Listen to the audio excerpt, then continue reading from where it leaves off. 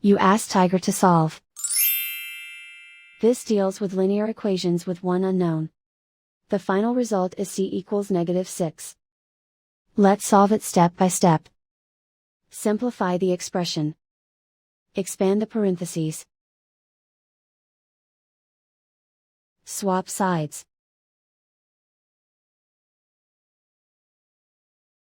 Group all constants on the right side of the equation.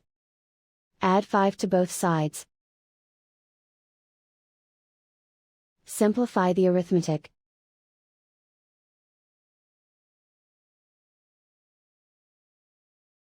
Convert the c into a positive number. Multiply both sides by -1. Remove the ones. Simplify the arithmetic.